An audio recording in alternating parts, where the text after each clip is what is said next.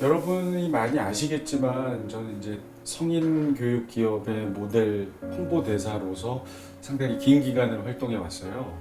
그러다 보니까 그 중에 아주 중요한 부분을 차지하는 공인중개사 분들의 행사 사회를 꽤 많이 봤습니다. 그때마다 상당히 궁금했어요. 공인중개사 시험이 참 어렵다는데 무슨 공부를 해야지 붙는 거며 왜 어려울까? 그런데 이제 궁금해하기만 하고 사실 들여다볼 여력이 없었었죠.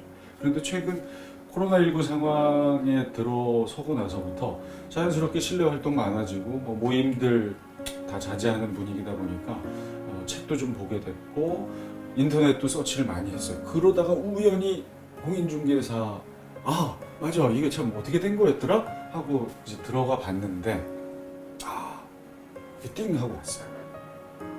물론 이제 공인중개사 시험을 준비하니까 합격하는 게 최종 목표겠지만 그 공부하는 과정에서도 참 재미있고 즐겁게 할 수 있겠구나라는 생각이 들었거든요. 왜냐하면 학교 다닐 때 누구나 한 번쯤 해본 고민들, 이 공부를 도대체 뭘 위해서 할까? 이게 과연 얼마나 실용성이 있을까 하는 의문을 갖게 되잖아요. 물론 공인중개사도 어느 정도는 그런 부분이 있겠지만 제가 성인이 되고 나서 기숙사 생활하고 이제 자취하고 학교 근처에서 또 월세, 전세 이렇게 옮겨 다니는 그 과정에서 제가 맞닥뜨렸던 상황들 잘 모르는데 그냥 그러려니 하고 그냥 넘어갔던 일들을 바로 공부하고 또 그걸 시험 보는 것이 바로 공인중개사더라고요. 그래서 합격이 목표지만 공부하는 과정도 상당히 즐겁게 할 수 있겠구나라는 생각이 들었습니다. 그리고 어느 때부턴가 제가 조금 안주하는 버릇이 생겨서 새로운 좀 도전을 좀 해보고 싶다.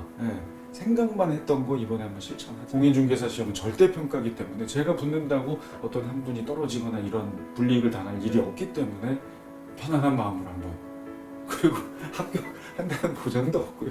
결국은 제가 그냥 떨어지고 포기할 수도 있죠. 하여튼 그러저러한 이유로 이번에 공인중개사 시험 공부를 시작하게 됐습니다.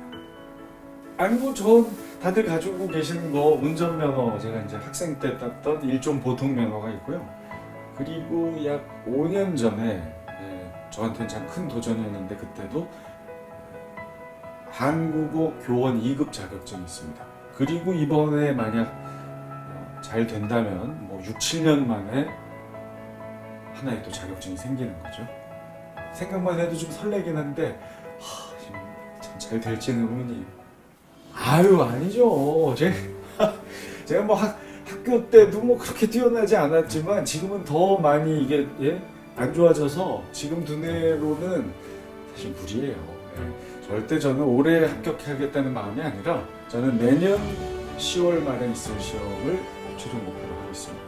다만 올해도 시험이 있으니까 불과 이제 한 4개월밖에 없는 상황, 4, 5개월밖에 하지만 그래도 시도는 해볼 생각이에요. 경험 삼아.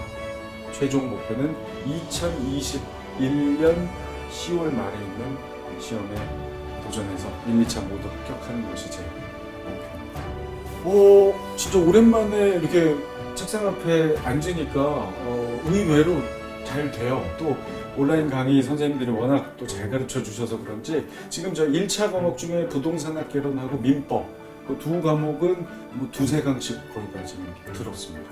그리고 2차도 좀 궁금하잖아요. 먼 일이지만 그래서 2차의 부동산 공법의 오리엔테이션 강의를 들은 상황입니다.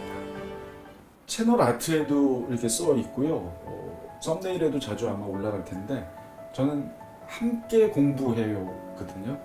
지금 올해 시험을 위해서 정말 최선을 다하고 계신 많은 수험생분들 여름으로 이제 넘어서면서 아마 힘드실 거예요. 그때 저도 참 시간을 쪼개서 여러분과 함께 하고 있다는 그런 느낌을 중간중간 알려드리고 싶어요. 그래서 제가 공부한 영상, 공부하는 모습 이런 거 올려드릴 거고 제가 선생님은 아닙니다만 나름 그래도 예전에 시험 공부 좀 해봤던 사람으로서 혹시 제가 생각하는 훌륭한 선생님들의 여러 가지 비법들이 있습니다만 거기서 또 제가 응용을 해서 또 제 식으로 발전시킨 저만의 꿀팁이 있다면 같은 수험생 입장에서 여러분에게 드리고 싶은 꿀팁 같은 거 제가 개발하면 그런 거 중간중간에 올려드릴 생각이에요.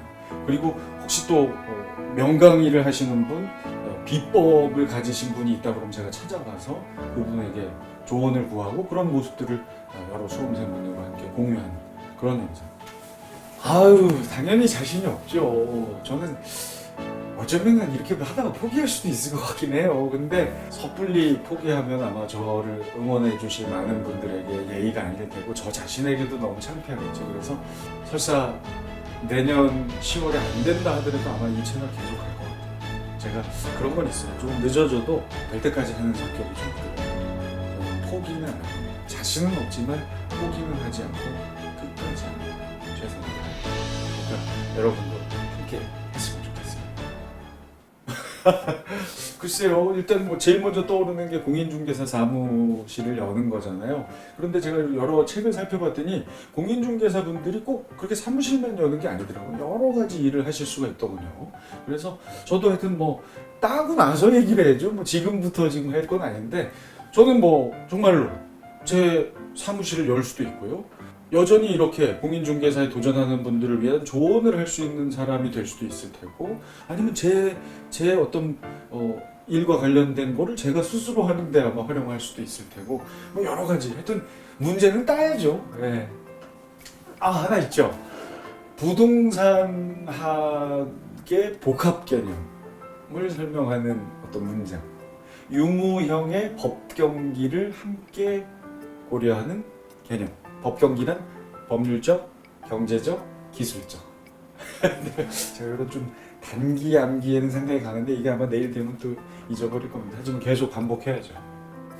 자, 아무튼 지금 이 시간에도 그 제2의 인생, 또 뭐 어쩌면 또 제1의 인생을 꿈꾸는 젊은 분들도 계실 텐데 공인중개사 시험 쉽지 않다고 들었어요. 저도 책 두께를 보고 벌써 상당히 질린 상태이긴 한데요. 우리 지치지 말고 즐겁게 초심을 잃지 말고 함께 열심히 한번 해봐요. 저도 중간중간 여러분 힘내실 수 있도록 여러 가지 영상 올리겠습니다. 화이팅!